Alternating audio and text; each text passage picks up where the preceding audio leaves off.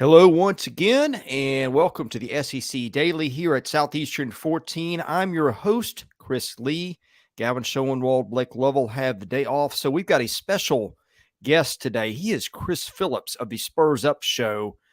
Does phenomenal work, one of the up-and-coming guys in our business. I knew of Chris from afar. I think I'd done his show a couple times, and then we met in Nashville at Media Days, really hit it off. Chris, it was great to spend a little bit of time with you.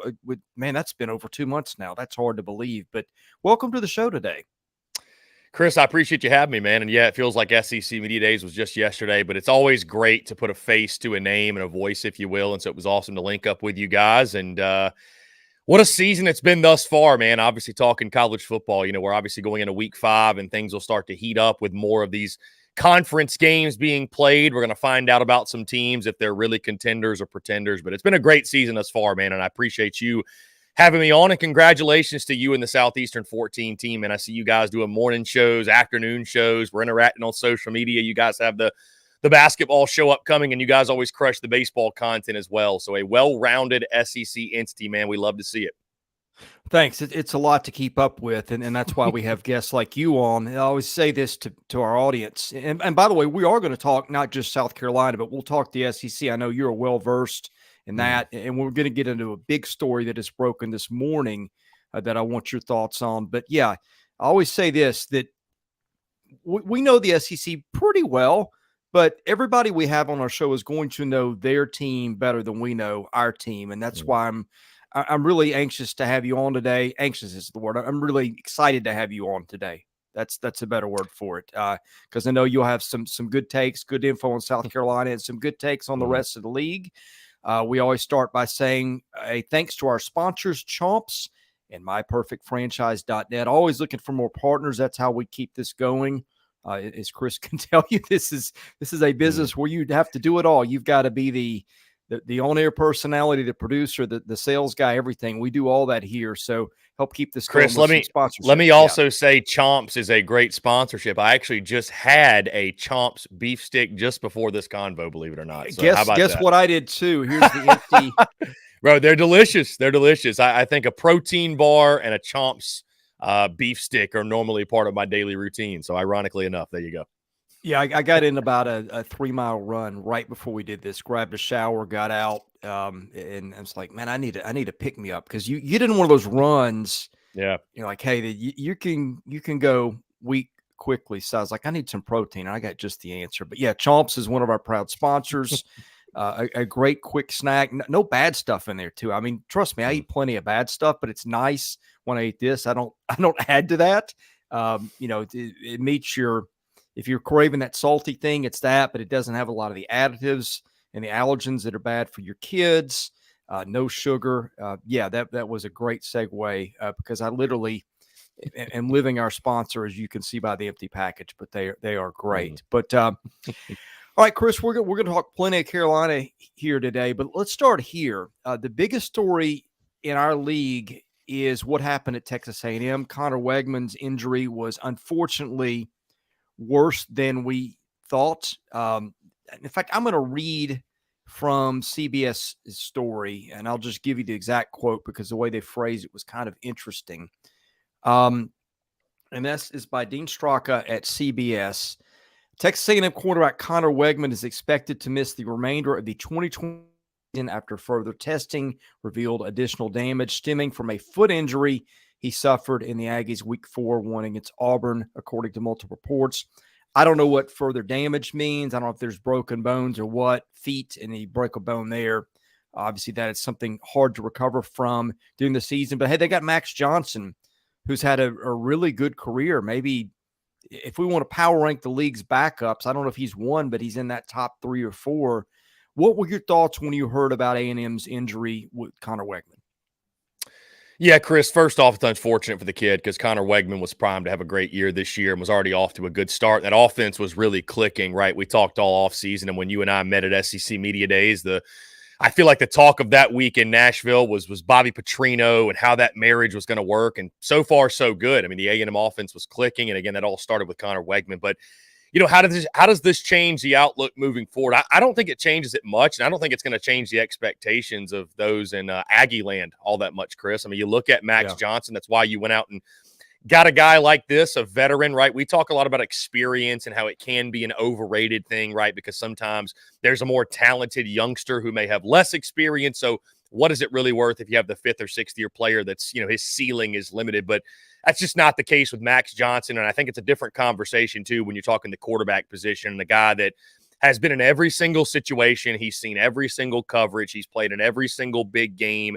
He's been asked to do everything, and he's delivered. And so that's what Texas A&M is getting. I mean, look at the game this past weekend against Auburn. So there's going to be an adjustment, obviously. Obviously, he's not the player that Connor Weigman was, and there's a reason that Weigman was a starter. But I'm really not expecting that much of a major drop-off offensively. And I think that offense will continue to click when you look at the weapons they have on the outside with Aniyah Smith and Evan Stewart. And but it'll be interesting to see, because obviously his first game as QB1 this weekend against Arkansas, that's a big one. They've had success in that series, but that's a really big game for both teams, right? I think we both agree that Texas A&M, it feels like they're almost walking a tightrope with every game and with every loss, right? There's more and more chatter and momentum about Jimbo Fisher. So it's an unfortunate injury, because I think Connor Weigman was primed to finish as one of the top 3 or 4 quarterbacks in the league. But what a luxury it is to have a guy like Max Johnson to fill in. And I think he should be able to pick up the pieces and keep this thing rolling for the Texas A&M offense.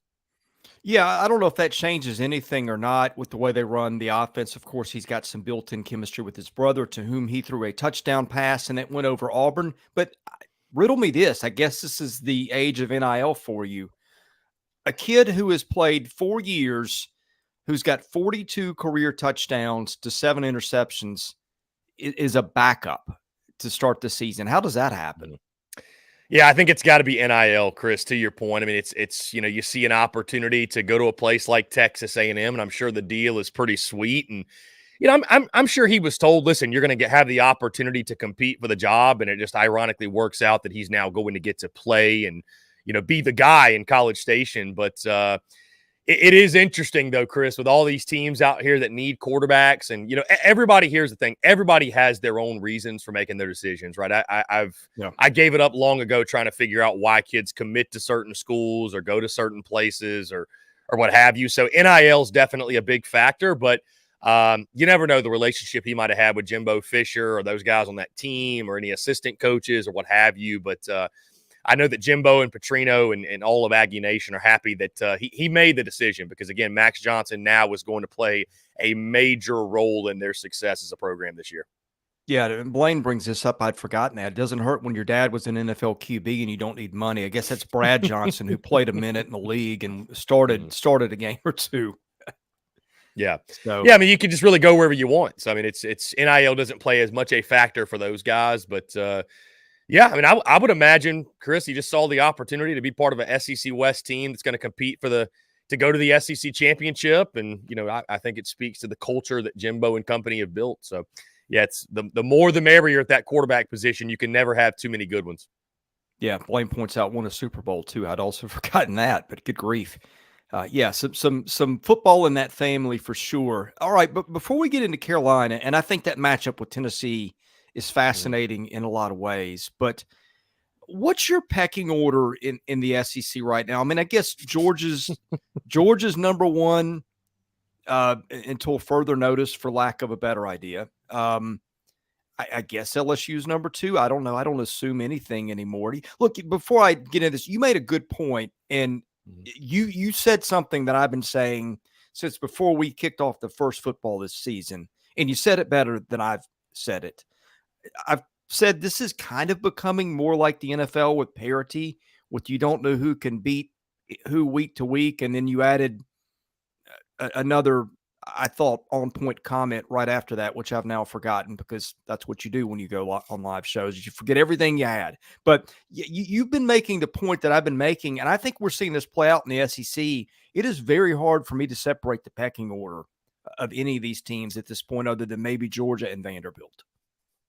Yeah, Chris, this is my first season doing SEC power rankings, and what a season to pick to do it, because again, to your point, 2 through 13, you could kind of, especially 3 through 13, you could jumble them up and put in any order, and you could be right on any given weekend. But I've said that I think style points are kind of a thing of the past. I mean, it's survive and advance at this point. Like LSU and Arkansas, for example, right? In the past, we may look and say, well, is LSU really looking the part of a college football playoff contender? Like they only won that game by 3. It was on their home field. And, certainly, obviously, folks like you and I, we're going to break this thing down, dissect it week to week. And there's storylines within the storylines that we talk about. But at the end of the day, it's just win. You know what I mean? And when so many teams, there's so many good players going to so many different teams, you don't have 4 or 5 or 6 teams that have a monopoly on all the best players. I mean, look at Alabama, right? They used to have a monopoly on those players in the trenches. And, they take on teams like Texas, and all of a sudden you're like, well, Alabama doesn't have all those good players anymore, right? So it's certainly evening out the playing field. I mean, I love it. It's making it more fun and more interesting for more fan bases. And, you ask about the pecking order. I still do think Georgia and LSU are the 2 best teams in the SEC. With Georgia number 1, Chris, I'm not buying and I know that South Carolina gave them a great game, 14-3 at half. I guess when you look at this Georgia team, for this Georgia team, this schedule couldn't have worked out any better because it feels like to me, Chris, Georgia's just kind of ramping up right now. Like they're just kind of slowly but surely getting it going. And, is that fair, unfair, what have you? We can have that discussion till we're blue in the face, but it's the luxury that you have with that schedule, right? So I want to say they'll get a little bit of a test this weekend. I mean, it's interesting because Carson Beck, first road start in the SEC, right? Is that offense? Are they going to be able to run the football? Like, Georgia's storylines, Chris, right now, they don't revolve around, can Georgia go undefeated in the regular season? The storylines revolve around, are they doing the things necessary to win the national championship for a 3rd straight time? Like that's how we're judging and grading Georgia on everything they do. That's why when they go beat UAB 49-21 or Ball State by 40, it's still not impressive because we're sitting here like, well, was that good enough to win it all? Was that good enough? So I think that's one of the reasons we've been so critical of Georgia. I find it hard to believe they won't be able to get a running game going. So I've still got Georgia clear-cut number 1 until somebody knocks them off or until they lose that position. LSU number 2, and then from there I've got Alabama in the 3 spot. Looked abysmal for 2 straight weeks. That South Florida game was that team on that day would have lost to probably everybody else in the SEC outside of Andy. I thought it was an impressive win over Ole Miss, bouncing back, at home. It was a comedy of errors in the first half. Ole Miss not able to take advantage. And then we saw Alabama, I think, and Jalen Milroe kind of get in gear and the running game get going, winning in the trenches and got a big home win. But, I mean, really, truly, Chris, to your point, outside of that, 4 through 13, you can shake up, if you will. I mean, I've got Vandy at 14, obviously. Teams like Mississippi State and Auburn near the bottom. I got Tennessee and Arkansas kind of grouped together. South Carolina kind of right in the middle at number 8. And then I've got Missouri number 4. A lot of folks, Missouri and then Kentucky 4 and 5. And I think a lot of folks sort of scoff at that. The most questionable is Kentucky because they're another team that's kind of skated through early with that non-conference schedule. And they haven't looked really all that great doing anything. And I know against Vandy, there were some tense moments as well. We'll learn a lot more about them against Florida. But Mizzou, I mean, I think we got to start giving credence to Mizzou as the 2nd best team in the SEC East. I mean, all they've done is win every single game. They have a top 25 win under their belt. And I 2 weeks in a row, Chris, I expected, okay, this is Missouri football. They're going to be 500. Eli Drinkwitz, I don't believe in him. He's the Jeff Fisher of college football. The dude just goes 500 every year. And they've put together some really nice wins. And so, they've got Vandy this weekend. I think, Chris, that's actually a sneaky game. Missouri should win, but don't get caught looking ahead to LSU. But, I mean, as long as they take care of business, they're 5-0 going in that LSU game in Como. So, I'm glad, Chris, that we're now starting to fully get into SEC play because a lot of these teams, we've been kind of skating through non-conference and we don't really know anything because non-conference, unless you're playing like a LSU Florida State or Bama Texas, it's not going to tell you anything, right? We're not going to learn anything about these teams and be able to separate what the pecking order is until we get into games like South Carolina, Tennessee, like Kentucky, Florida, like LSU, Ole Miss. And it's like, that's what's going to help us make these SEC power rankings or just make our minds up for where these teams fall. So I'm excited to see it, Chris. I think, it's normally we use the term separation Saturday for like later in the season, late October, early November, whatever. But like this to me feels like a separation Saturday part 1 in the SEC, right? Like Texas A&M, Arkansas is another game. Like we're going to start to really find out, okay, like who's for real, who has major issues. Like some of these teams I think are going to rise to the occasion. Some are going to crumble, and it's going to be a lot of fun to watch. Yeah, Michael Bratton's been using that term all week. And I think he's right about it. You probably heard him too. He's a friend of mine, and I Yeah. think I mean, different people can reach the same conclusion, but I think it's interesting that there's other people out there that have been saying that too. But back to Missouri, I had Missouri 5 in my power rankings this week, and 4 is you can put them there, and not have the worst case. But Missouri's also won. It's 3 games against Power 5 team. Well, not even Power 5 teams. Memphis isn't Power 5. It's won its 3 games against FBS teams by 13 points. So now, look, they're not turning the ball over. They're not beating themselves. But I think it's a little bit telling that the number 4 team in the league has just kind of been just getting by every week, which probably says something about the league. Why do you think this league is down this year? And I don't think at this point, I don't think there's much debating if the SEC is down. I mean, I think, Chris, it just comes back to parity. Again, the SEC doesn't have the monopoly on all the great players and all the great talent, and guys are realizing that, hey, I don't have to play in the SEC to get drafted, or I don't have to play in the SEC to play quote-unquote big-time football. So, I mean, I think that's what it comes down to. It's Jimmy's and Joe's, Chris, because the coaching hasn't gotten worse. It's gotten better, I would argue, over the last couple of years. We got a fantastic lineup of coaches. I just think, again, it comes down to the fact that, that there's no monopoly in the SEC. There's good players going to other schools. And this has been a really auspicious start to the year for the SEC, losing all those non-conference games. And, it's bad when like Ole Miss over Georgia Tech's a big win for the SEC, or Ole Miss over Tulane, or Missouri over Kansas State. That's like the headline win, right? Like that's how you know. But I think the biggest difference is, Chris, we just don't have, or we feel like we don't have right now, those 2 or 3 dominant teams. Like I feel like the rest of the SEC is kind of doing what it's always done. You got your bottom tier, and then you got that large group that wins between 6 to 8 games that beats up on each other. And it's a bunch of really, really good teams that you could sit here and we could argue that, hey, if this team was in a different conference, they'd win said conference, right? There's a bunch of teams we said about, but you just, like, even the best team in the league is not looking great. Like Georgia's not looking flashy in doing so. Like LSU, got obliterated in that second half against Florida State. I still do think they're the clear-cut second best team in the SEC. But I mean, even the Arkansas game, right? They could have easily lost that game to the Hogs. And then Bama, who we have number 3, Texas had their way with them. So it's, I think the top is why we're having this feeling of a down SEC. I think the rest of it's pretty normal. But to your point again, I think just more good players are dipping out and leaving in the transfer portal. So many guys are having success utilizing, and I think that's the biggest reason why, we are seeing more parity, not just in college football, but of course the SEC as well. Yeah, and I think it makes it fun. I mean, you look at the games this week, and like probably the game that, well, I mean, Missouri is a little bit the forefront of things because it's broken into the top 25. But even that game with Vanderbilt, I can give you a scenario in which that one gets interesting. Last time Missouri came into the AP poll and was ranked, guess what? It played Vanderbilt in Nashville against a team that was probably worse than this one and lost the game. Now, that was a coach ago and a whole roster or 2 of players ago.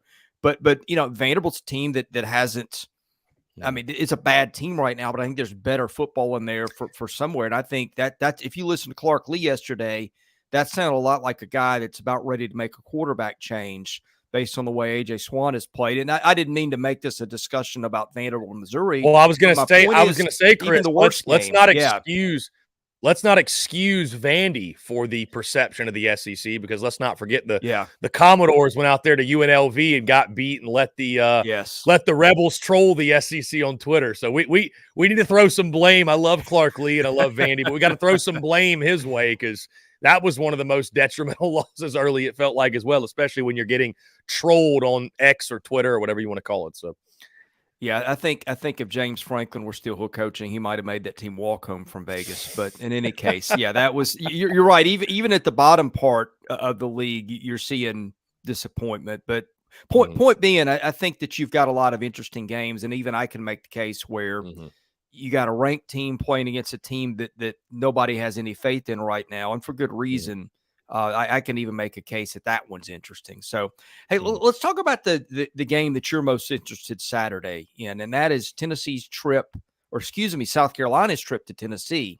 Does Carolina winning that game a year ago make that tougher to win this year or easier? I mean, the easier argument would be Shane Beamer can go to the locker room and say, hey, guys, we beat these guys a year ago. And guess what? They're not as good. I don't know if he'll say that part out loud.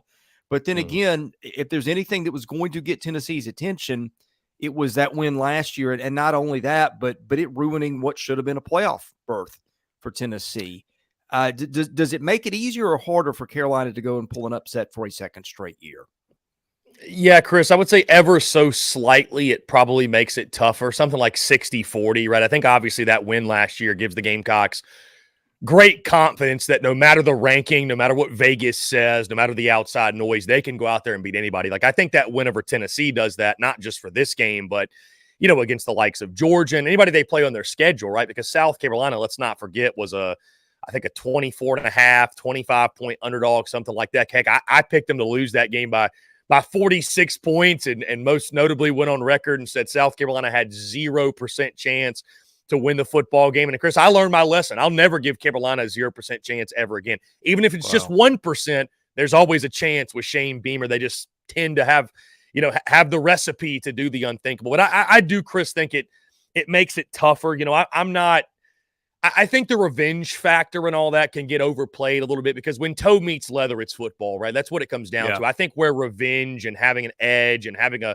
chip on your shoulder where it helps you as an opponent or as the team, what have you, is in your preparation, right? Locking in that extra little bit because, getting 18 to 22-year-old kids focused. And that's why we see some silly scores in some of these FCS games and these non-conference games. Guys are kind of just kind of going through the motions. And it's just human nature, right? Like we look at the hype meter of the game. We look at the opponent. We just, our blood doesn't get pumping like South Carolina, Tennessee, for example. And you think about what happened last year. And I'm sure Josh Heupel and company have been preaching that all year. Hey, these guys ruin your dreams, ruin your hopes, ruin what you had worked so hard for to go to a playoff and compete for a title. Hey, our quarterback got hurt in the game. They're probably using that as motivation as well. And, I say it makes it tougher, Chris, not because of the fact that I think, Tennessee is going to, play outworldly or just, take it to another level just because of revenge, right? If Tennessee does end up beating South Carolina, they simply put just out execute them and had a great game plan going in it. But I think that when you factor in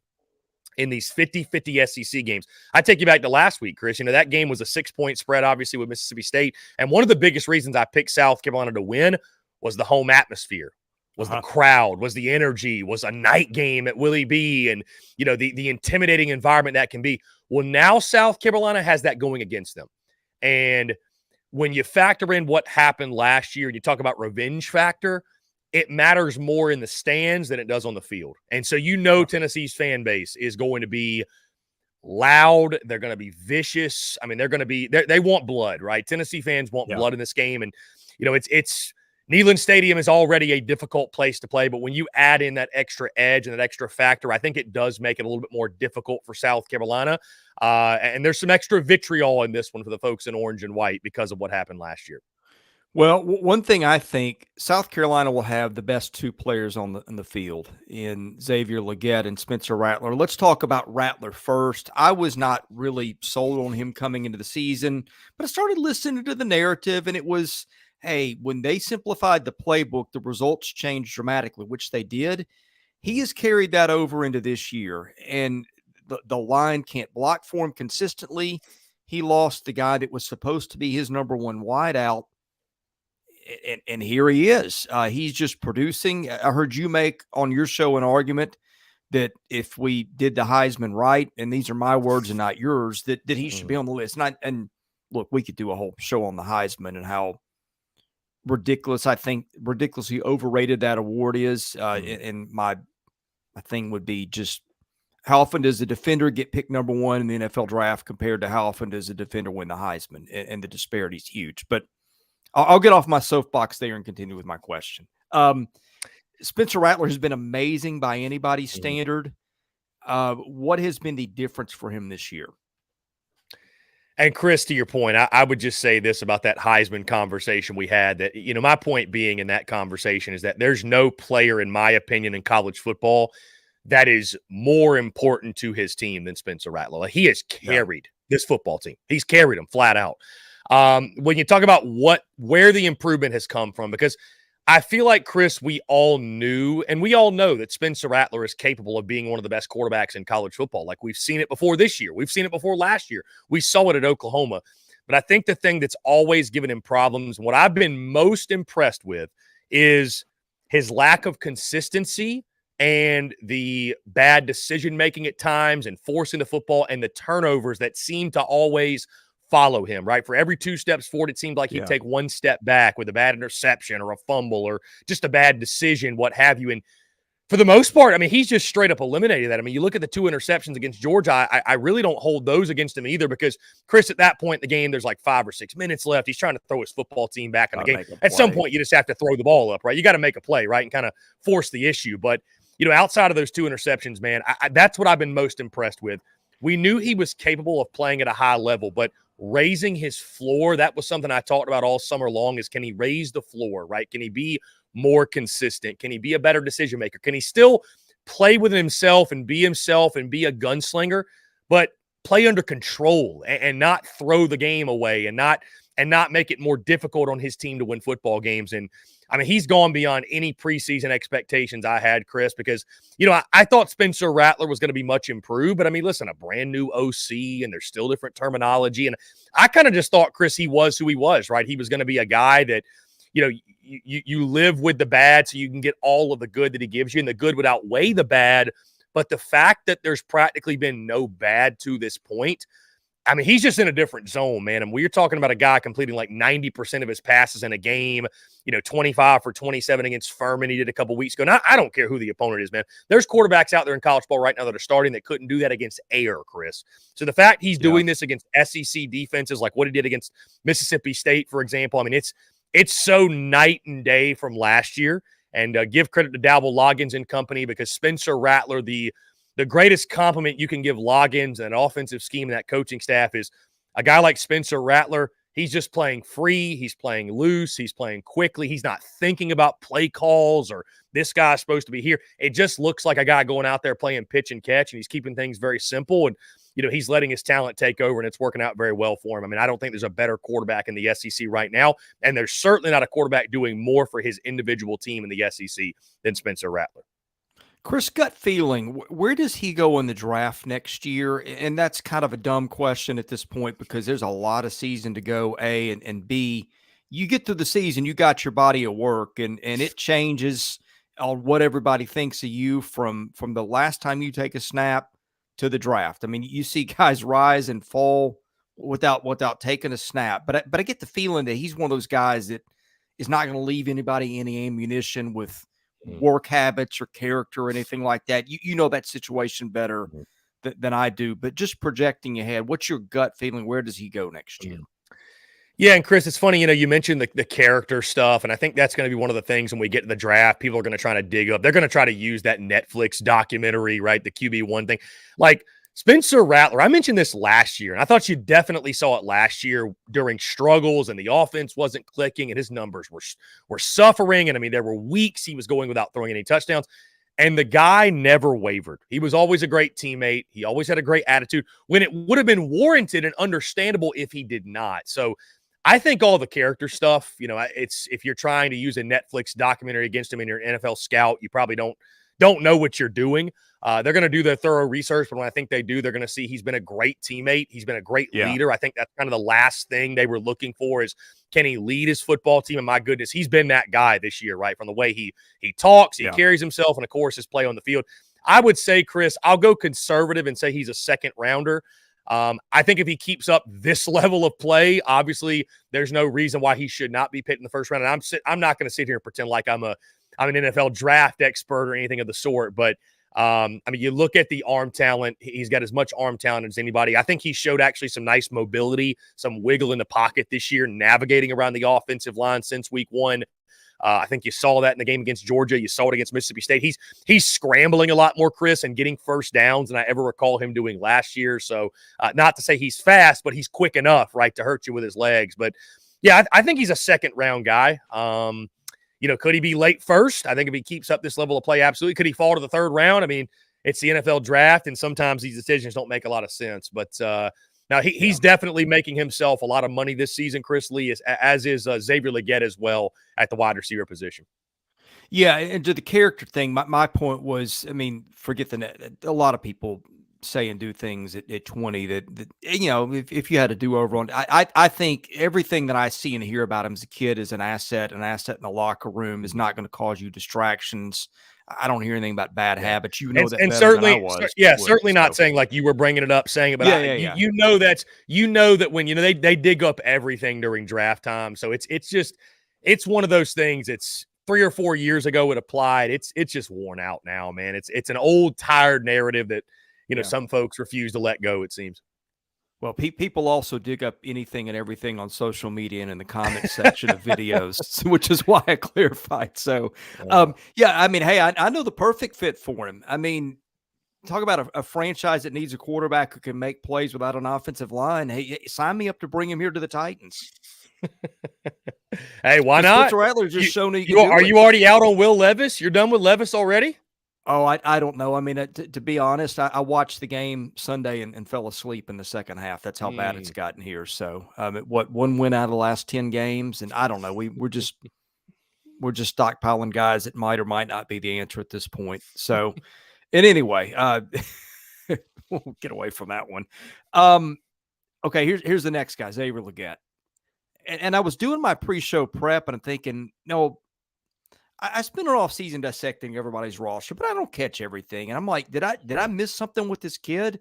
And I went back and looked this up, and I think I saw this on Saturday down south this morning. He's in his 4th year. He's already got as many yards through 4 games, and he's had his 3 years combined before this. Where did this come from? Was any of this foreseeable? Yeah, Chris, you didn't miss anything, because Xavier Legette was a guy, admittedly, I've been doing this a couple of years now, and on 2 or 3 separate occasions, I picked Xavier Legette going into whatever season it was to be the breakout player at the wide receiver position, because you looked at the guy, 6'4", 220 pounds, had all the measurables. You look at him, he looks like a Under Armour mannequin, right? Like the dude is chiseled. Like he looks the physical part.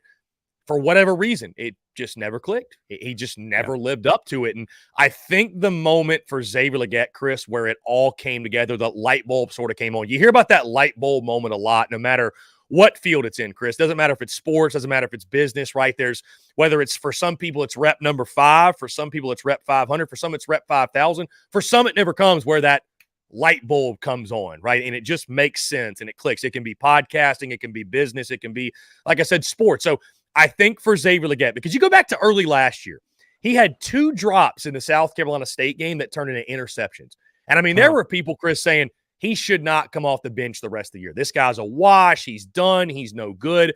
The moment it all changed was that Texas A&M game. And when he had that kickoff return for a touchdown to open that football game, it was like that light bulb clicked on for him. And I'm not saying he became like the feature guy the rest of the season, but he became more and more involved, became a supporting cast piece next to Juice Wells. Then you saw him in the bowl game, right? Have that big performance, over 100 yards, made that great diving catch in that football game. And then from what we heard from Justin Stepp, Shane Beamer, everybody around that program said that Xavier Legette, I think Justin Stepp went on record and said he had never seen a receiver have a better offseason than what Xavier Legette put together in regards to conditioning and workouts and work ethic and catching balls and spring ball and fall camp and all that good stuff. And, now you're seeing it on the field. I mean, for anybody to say they saw this coming or they were predicting this, because my big thing when we talked wide receivers was, of course, you were expecting Juice Wells to be that guy. But the question was, who's going to be the number 2? Who's going to step up? Who's going to be the supporting cast piece? And, I thought for Xavier Legette, if he can hit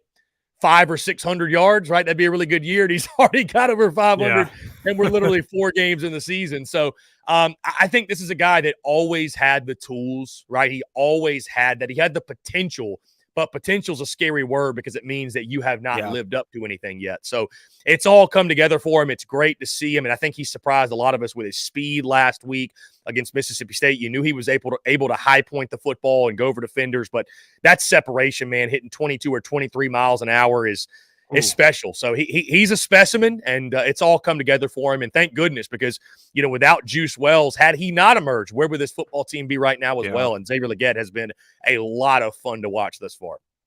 What are the chances they get Wells back with the ability to produce anything meaningful? Because, I mean, you can bring a guy back, but that doesn't mean he's 100% and ready to go. Yeah, and that's been one of the most disappointing things, Chris, to this point, admittedly, is because we heard about Juice Wells had an injury over the offseason and hurt his foot. And, we were told all preseason that he's practicing, he's fine, it's okay, he's good to go for UNC. And, we kept hearing conflicting reports about actually his foot is hurt. And, I know Juice Wells wanted to play. I think there may have been some rushing him back into the fold. I mean, when you got a coach, and love Shane Beamer, when you got a coach saying that, Juice Wells says he's going to play, so I'm going to go with that. It's like, well, what do the doctors say? Like, what do you say? Like, we can't let the players make every decision, right? So, and then unfortunately, obviously, he looks healthy against Georgia. He takes that hit on the leg, which was really bad luck. I mean, I think, Chris, it'll be a couple more weeks, and this is just purely my guess. Would I be totally stunned if it held him out for the rest of the season? I wouldn't, just because you're dealing with, Shane Beamer literally said it on the telecast. He broke his foot or something like that. I think that actually slipped from Beamer, because normally Beamer's not that forthcoming. So, you'd like to think you got this Tennessee game. He's not going to play, already been ruled out. Then you have the bye week. I think if you get to Florida week and he's still out, Chris, I think there's a good chance he doesn't play again this season, just because he's got a long future ahead too. I mean, it was come back, get to the draft, have a high draft grade. And so he may be focused on recovering for that, getting ready for a combine or a pro day or the NFL draft as a whole, right? And is it really worth going out there and, risking the injury or putting the injury back at risk, going out on the field, going out there at 80 or 85%? I don't know that it will be. So it's an unfortunate situation, because you think to yourself, what could this offense be if you had Xavier Legette and a 100% Juice Wells? And then your mind starts running. But, Chris, it's one of those things. Again, I say check back during Florida week. I think if he's still ruled out at that point, not even dressing out, my optimism will not be high that he'll make any sort of return. Yeah, their bye week is next week. No, look, I was not a competitive football player. I've broken a foot before. I remember breaking one on college in January, and it basically kept me out of basically the rest of the semester of intramural sports. No, look, they got all kinds of stuff. But, I mean, it's one of those things where, like, even you come back, you're like, okay, can I trust this thing to plant? And, those are fragile things. Yeah. So I'm thinking that the pessimistic timeline just realistically is the one to watch. And then, like you said, once you got just a couple of games, you got a lot of stuff on the other side to think about. But my question about Carolina is the same one we've had with Carolina about since the North Carolina game, is that the blocking. Look, Tennessee's defense, I think, leads the league statistically in a lot of ways. No, look, the teams it's played, Virginia, bad offense. Austin Peay, Florida, bread buttered more on the other side of the ball. UTSA could have been interesting, but no Frank Harris. So the caliber of competition on that side of the ball has been suspect. But you've seen teams struggle with bad teams. And so give them credit. This defense was disruptive a year ago. I think Tennessee has had 17 sacks. South Carolina's given up 16. I think we have a pretty good idea of how Tennessee is going to attack South Carolina offensively, just based on that alone. Yeah, and Chris, I think that when you talk about getting Spencer Rattler out of a rhythm, what's the one thing that can do that most effectively? That's getting in his face. And, even against North Carolina, 9 sacks surrendered. He somehow managed to go 30 for 39, over 300 yards, didn't turn the football over. I mean, that was probably the greatest miracle to that point this season. But, one of my keys to the game, keys to victory, Chris, for South Carolina is to keep Rattler upright, because you have those numbers like you mentioned. And I know they're probably somewhat skewed because of who Tennessee has played. And for South Carolina, you give up 9 of those in one game. But, listen, they're probably going to be – they're going to be starting for sure one freshman and playing a lot another on the offensive line at Neyland Stadium in a hostile environment. So the offensive line is absolutely a talking point. Big Tree Babalati at left tackle has really come on. He was one of their top prize recruits, top signees, if you will. And I think the offensive line, Chris, it's gotten a lot better, right? We saw signs of progression against Georgia, where I thought they really, for the most part, all things considered, held their own. And then against Mississippi State, they did surrender 4 sacks. But, it just feels like they've been better for the most part. And granted, there was nowhere to go but up from that UNC game, a game in which I thought, if that's the offensive line Carolina trots out, that they might not win a game this season. But injecting some young blood. Again, we talked about experience at the top of the show, where experience can be overrated because you got guys who were true freshmen who are just, they're flat out better than some of your veterans and some of your transfer portal guys that you brought in from schools like Western Illinois and Mercer and Charlotte and what have you. So I think Shane Beamer and the offensive line coach Lonnie Teasley turning some things over to some of these young guys and getting their feet wet and some baptism by fire, I think it's going to help them in the long run. And certainly it's helped them in the short term as well. And you even saw them get a running game going, right? Last week against Mississippi State, Mario Anderson with the 88-yard performance, South Carolina rushing for 144 yards in that game, which felt like a massive victory when you looked at how they are running the ball to this point. But it's all about protecting Spencer Rattler, Chris. I mean, again, if there's one thing, because he's in such a zone, and I keep waiting week after week after week to see not Spencer Rattler play bad, but just for him to be human, right? Because I'm like, at some point, he's just going to be human. And how does this football team win games? How do they combat that? Are they able to do so when he's not playing literally perfectly? Because he was basically perfect against Mississippi State, and they won by 7 points, right? So it's like, if he's not perfect, is South Carolina in trouble? And from the Tennessee side, the way to do that, I think you got to force the issue. You got to do everything you can to send the blitz, get in his face, make him uncomfortable. Because I'm to the point now, Chris, and I mentioned this morning, when I see Spencer Rattler set his feet and be able to deliver a throw, I'm expecting it to be complete. Like I'm expecting a big play.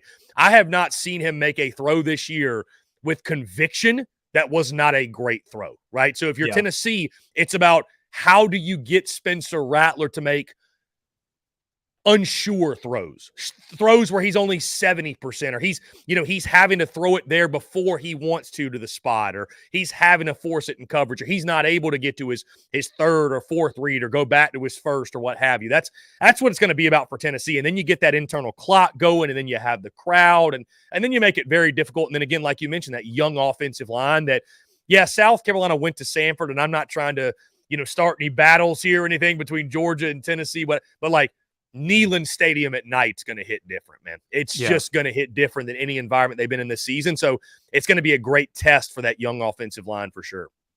Let's talk about defense. I thought that you made some interesting points about Clayton White. I know that statistically South Carolina's at the bottom of a lot of categories, but hey, look at who they played. Easily, I think, the toughest schedule in the league so far, and that has to be taken into consideration.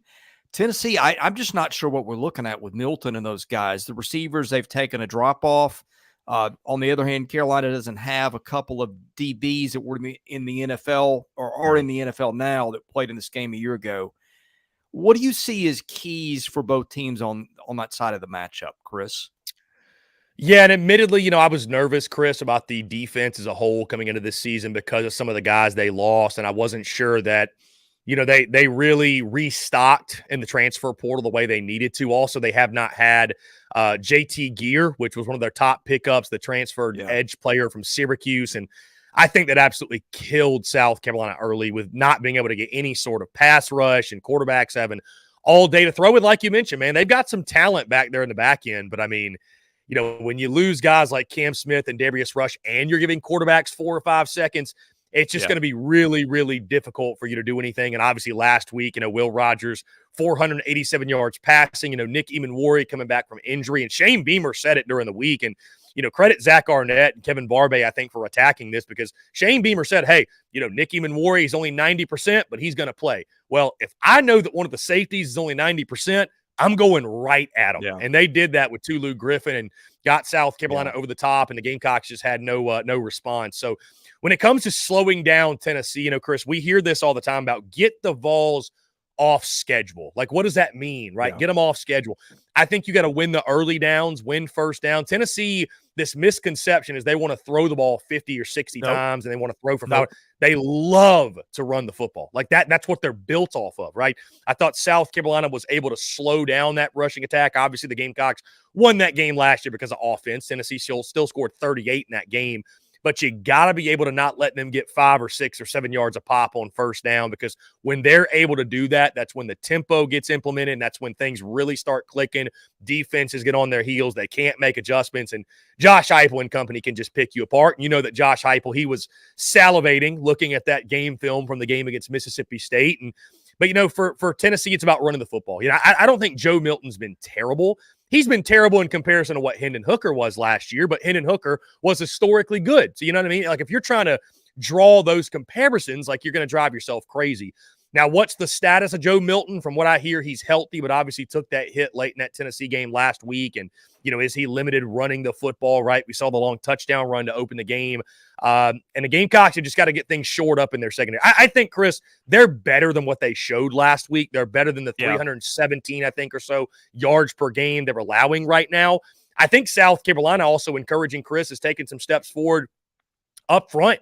In the front seven, they're doing a much better job of slowing down the run, much better to this point in the season than they have in years past. And then ironically enough, of course, if it's not one thing, it's something else. And this year it seems to be the secondary for whatever reason. So, it's much easier said than done, Chris, to slow down that Tennessee attack. And South Carolina has some real issues in the back end of their defense. And, they still have a pair of corners that I think are kind of learning the ropes, if you will, of playing those positions. And, obviously it goes without saying having a great pass rush and getting Joe Milton uncomfortable because he's a guy, again, that, with their speed on the outside, with his arm strength, they can hit you with the deep ball in a second, right? They can turn the game on its head very quickly. So I think for South Carolina, it is about getting them off schedule, slowing down the running game and putting it all on Joe Milton because he's been okay thus far. But if it comes down to Spencer Rattler against Joe Milton, that's a battle I'll take on the Gamecock side every time.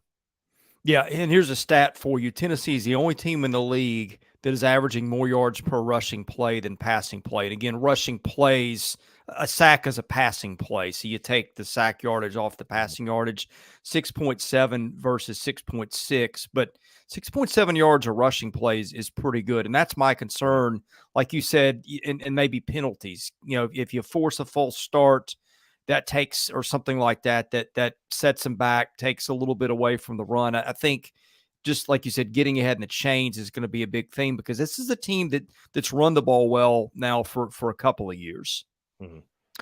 Yeah, I mean, you look at, they got a three-headed monster back there in the backfield as well. I mean, last week they had a guy go off that I wasn't even familiar with at the running back position, right? We all know about those other guys. So, you trust that Tennessee is always going to have that high-octane offense, and that's going to give them a great chance to win every football game they're in.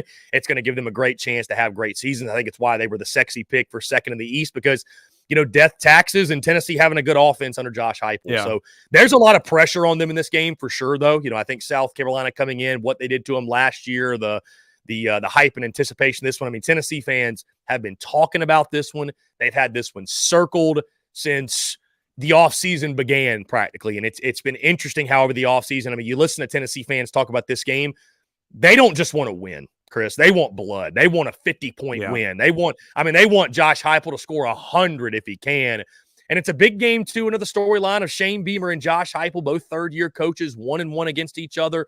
Each are kind of fighting SEC East pecking order. And the results on the field are what speak loudest. And so if Shane Beamer and company can get the balls again, I think all of a sudden you can start touting, hey, maybe we're not winning as many regular season games, or that may change this year. But either way, we own those guys. We've got their number. We got them figured out. And that's something that's, invaluable when you start talking about transfer portal, recruiting, et cetera.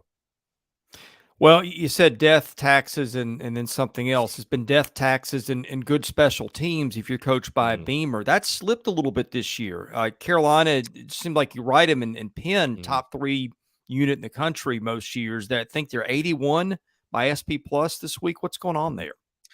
Yeah, it's been surprising, Chris. They just have not been able to rely on the big special teams plays like they have in years past. I mean, it's bad when fans are complaining about Kai Kroger, the punter. Like, what's wrong with Kai Kroger? He's not quite hitting them like he was last year. I mean, poor Kai Kroger, right? The end of his season was, he was arguably the most valuable player in the Clemson win. Then he throws a touchdown in the bowl game. So it's like, what can he do to top that, right? I think he's been fine, but we've seen South Carolina, fail on some 2-point conversions. I thought even Chris last week, I thought it was a bad decision, call it for what it is, by Shane Beamer and company when you score to go up 20-14 in that game.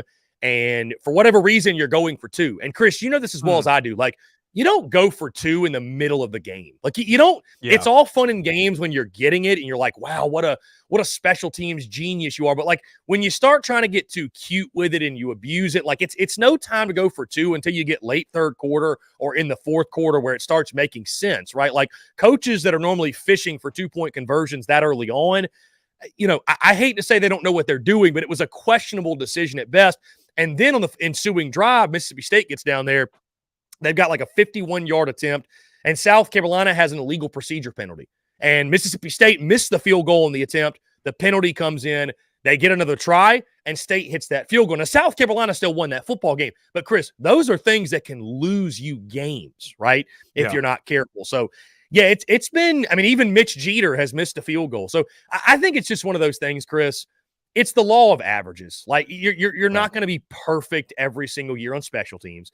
And guess what? These other coaches, they're also paid a lot, and they pay their assistants a lot. And so you knew that teams, they're going to scheme for Beamer ball, man. There's only so many times they're going to get beat by special teams or a fake punt or a fake field goal or a 2-point conversion, and they're going to, they're just going to continue to take it. Like, they're going to make adjustments too. So now we wait, Chris, and see if South Carolina can make the necessary adjustments to combat that and make special teams a threat yet again, because I'll be honest with you, Chris, I don't see South Carolina, 8 wins is back in the picture, 7 or 8 because of the win over Mississippi State that they had to get.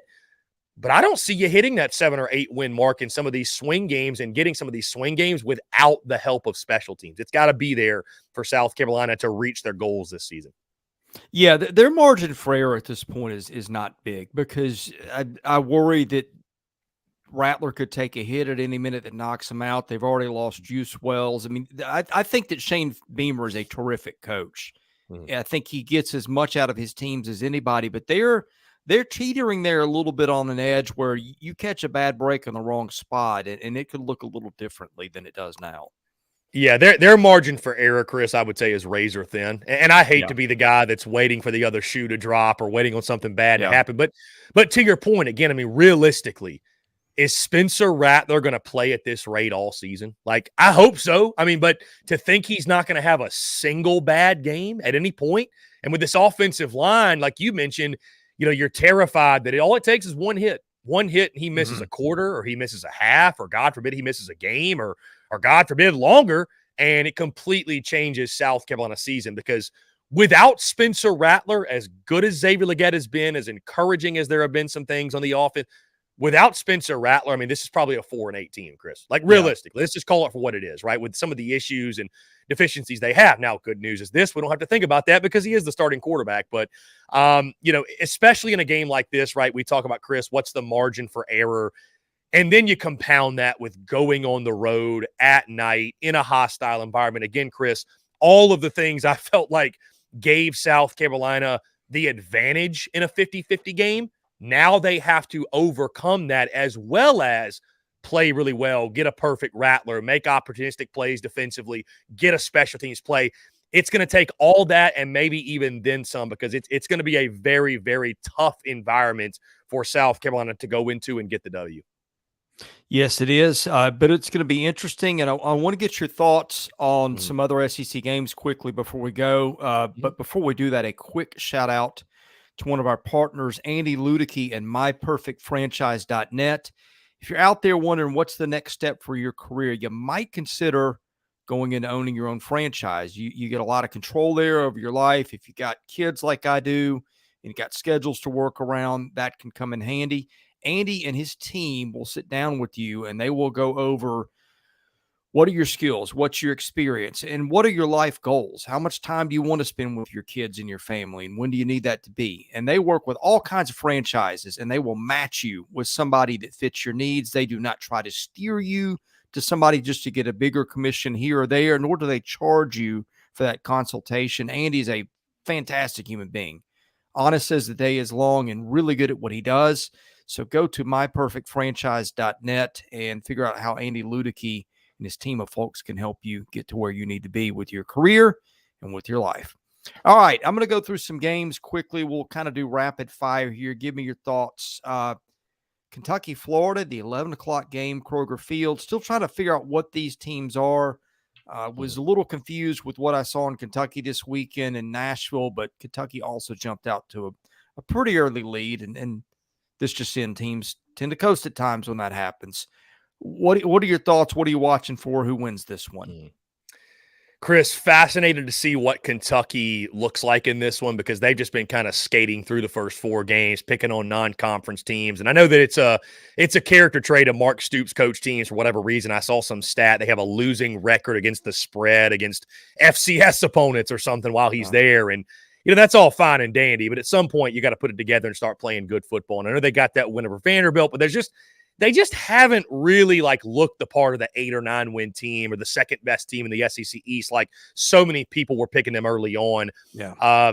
Devin Leary, it all starts with him stepping up against a really, really good Florida defense. I can't wait to watch that matchup. Austin Armstrong has gotten the most out of this group. I think they lead the SEC right now in total defense. And, for Graham Mertz, that offensive attack, it's about getting the running game going and Graham Mertz continuing to be a great game manager and not doing anything to lose the football game. So I think it's a pair of really evenly matched teams. Cats at home, I think it's an advantage for Florida. This game was a day game at Kroger Field because I know Kentucky fans don't get the love in regards to home atmosphere, but it can get rowdy in Lexington at night for sure. But, this is one that I don't even think I have a pick on these games yet. Admittedly, Chris, I normally drop those picks on Thursday. And this is one that's really tough because one side or the other, it's really not obvious in this one. But a huge game for both sides because I think if Kentucky's going to have, again, that 8 or 9 win season they're shooting for, this is one they were counting. And for Florida, for Billy Napier, man, it's continuing to surprise people. And that Tennessee win was huge. I'm not sure many of us saw it coming. And, so if the Gators are going to be that surprise team, this would be a really, really big win. There's no such thing as a bad road win, especially in the SEC. So I think a true coin flip in Lexington and can't wait to see how it plays out. Yeah, unfortunately, at the same time, A&M Arkansas in a game that got a lot more interesting over the last week, not just with A&M's injury, but also with the way Arkansas played LSU to the wire in Baton Rouge, coming off that loss to BYU. Fascinated to see this one and what it looks like with Max Johnson. If Arkansas can mount a rushing attack, that's a thing. This one to me fascinating too.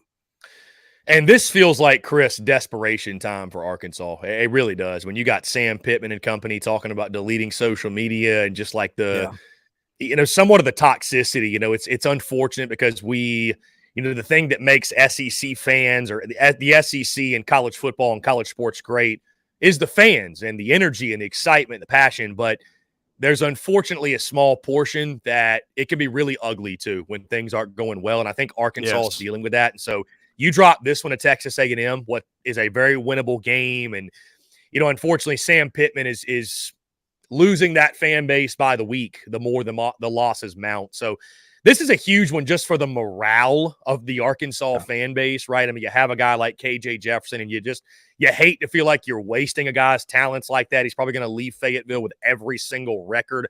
Arkansas, they've been okay defensively. I mean, they haven't been great by any stretch. I had them plus 17.5 last week, Chris, and I thought it was a great effort by them in Baton Rouge to take LSU to the wire. I expect that in a rivalry game. I thought both quarterbacks have played well, and Arkansas was close. They almost did it. So, this has been a game. Texas A&M, I believe, right? They've dominated this series. Whatever reason, they just find ways to win year after year after year in Arlington. But and Texas A&M obviously needs this one too. But man, the Hogs they really need something good to happen. Sam Pittman does as well, and maybe a win over the Aggies could be something that kind of sparks their season in a positive direction. All right, now this next one, LSU is where we're going to end that game with Ole Miss, and maybe the answer is that it's a night game in Baton Rouge, which takes on a dynamic of its own. But I rarely see that at this point in the season with high-profile teams this big a disparity between computers and odds makers. Okay, odds makers got LSU -3. Actually, I was taking it back. This game's in Oxford. I don't know what I was thinking here.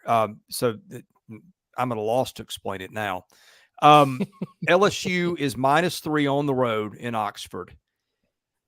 FPI's got Ole Miss -3. SP Plus has got Ole Miss -3. Means basically it's a toss-up. Give Ole Miss 3 points for home field. Sagarin has got Ole Miss 3 points better than LSU, which makes it a 6-point line. So that's a 9-point difference between Sagarin and what the odds are. I don't know what to make of that. I think the computers keep telling us LSU is not as good as we think we are with our eyes. I don't know. I don't know how much I trust Lane Kiffin to grow up and to win a big game after what we saw a week ago. Yeah, Chris, it seems as if Lane Kiffin is allergic to winning the big game, right? And give him credit, by the way, too. I mean, I think that, I was having this conversation yesterday with Chris Marler of Saturday Down South. We were talking about, has Lane Kiffin, have they hit the ceiling of Ole Miss football? And I mean, dude, you're winning 8 or 9 games a year, sometimes 10. Like that's a great place for your program to be in, man. Like there's a lot of, hey, listen, from the South Carolina perspective, I would love to see the Gamecocks in the situation that Ole Miss is in, right? That's a much better. There's a lot of SEC fan bases and programs that would take the position that Ole Miss has been in. But you know how I look at this game, Chris? This is one of those games that when you and I were at SEC Media Days and we were so giddy for the season to start, this was one of the reasons why, because we were talking about all these, man, the SEC, it's so deep this year, these 50-50 games. We're going to come in, week out, these toss. Like, this is what we were thinking of. I really feel like this is the kind of game, because you look at this one again, there are plenty of reasons you can give me why Ole Miss is the choice. You can give me plenty of reasons why LSU is the choice. And I don't want to be Captain Obvious, but it really feels like in a game like this, Jaden Daniels against Jackson Dart, which quarterback makes more big plays, who makes fewer mistakes, who takes care of the football? Is LSU able to get Logan Diggs going on the ground? And then, of course, where in the heck is Quinshawn Judkins been, man? I know last week he played, but that one either. he just hasn't really broken out. And I think Ole Miss has serious problems on the offensive line. I mean, that's going to be probably the matchup, Chris, that decides the game is Mason Smith and Harold Perkins and that front seven at LSU up against an Ole Miss offensive line that, I mean, they got pushed around by Tulane, Chris. Like they haven't really pushed anybody around, and Quinshawn Judkins and his numbers are suffering. Now, if they get that running game going, all bets are off, and this offense will be clicking on all cylinders. But I'd probably lean LSU going in the weekend because of that advantage in the trenches. But night game in Oxford and, Lane Kiffin and company, I mean, they're probably going to break through and win one of these big games at some point. And so if you're the Bayou Bengals, you better watch out. Here's the final question for you. Is there a school in this league that doesn't have a gripe about its offensive line right now? I mean, I feel like that comes up constantly. Yeah, I mean, even Georgia. I mean, it's weird to think Georgia can't run the football right now. I mean, I looked at the numbers, and they ran it pretty well against South Carolina, especially in that second half. But I mean, I look back at the numbers against UAB, and I'm like, this is just crazy to see for Georgia. Like, they got guys, their leading ball carriers got 60 or 65 yards against the UAB defense. And I know that they're banged up right now, and they lost Sims, I believe, one of their tackles in that South Carolina game. Like, they are really hurting on the injury front. It does sound like that they should get Ladd McConkey back. Of course, our guy Blaine would know a lot more about that than I would. But, I mean, I don't know what it is. I mean, I heard some theories, Chris, that in regards to how offensive linemen are being trained, there might be an issue with, like, they're getting to college and they're not ready to play. And, because teams are less physical in camp and, like, these offensive lines aren't being as physical. Like, I think everybody's trying to find a solution, Chris, because to your point, nobody's got really truly a great offensive line right now. Like, I don't look at anybody and say, man, that offensive line is just impenetrable. Like, they're going to give up single-digit sacks this year. They're going to rush for 250 yards per game. So it's one of those things, Chris, that adds another layer of, on a week-in, week-out basis, truly in the SEC, and this has always been true, anybody can beat anybody, because if your offensive line has a bad game, you open up the range of possibilities very widely to anything can happen at this point. Yeah. I see it every Saturday and on Sunday when I'm watching my Titans too. But in any case, hey, Chris, fantastic segment today. Thank you for giving us a whole hour in kind of a pinch here. Tell folks where they can find your show. Yeah, Chris, first thing, I appreciate you having me on, man. It's always a pleasure to chat with you guys, and you guys at Southeastern 14, man, do a fantastic job talking all things SEC. So keep up the great work. We're at the Spurs Up Show on Twitter or X, whatever you want to call it, Instagram, Facebook, TikTok, YouTube, wherever you get content, you can find the Spurs Up Show there. We also go live on a daily live show. Normally airs noon to 2. Today we're going to air right after this until about 3 o'clock-ish or so, talking an array of topics. We have daily guests as well, and sometimes we have special guests pop in like yourself, Chris Lee. We'll have to get you on in the coming weeks, obviously, to talk some SEC football. So that happens every day on YouTube. The podcast drops iTunes, Spotify, Google Podcasts, wherever you get your podcast drops daily at 5 p.m. Eastern. And right now, Chris, we're also hosting during the football season post-game call-in shows, specifically on YouTube. Those air immediately following every South Carolina game. As you can imagine, Chris, they have been electric. So I highly encourage any rival SEC fan bases, Tennessee fans, of course. You want to chime in, you want to call, you want to talk smack, what have you. We have a really good time with it. And we also have an online store, tsus.store, the spursupshow.com, where you can find all that. So we're kind of all over the place. And Chris, I appreciate you giving me an opportunity to talk all things, not just Gamecocks, but SEC ball as well. Hey, Chris, it's been a blast. We will do this again and hopefully soon. Thank you again and look forward to next time. You will see us tomorrow, 11 to noon Central, as you do every day. Best way to get that, hit that subscribe button, enable your notifications so you know exactly when we go live. Anyway, for Chris Phillips, I'm Chris Lee. This is Southeastern 14 Daily at Southeastern 14. Thanks for watching. We'll see you again on Thursday.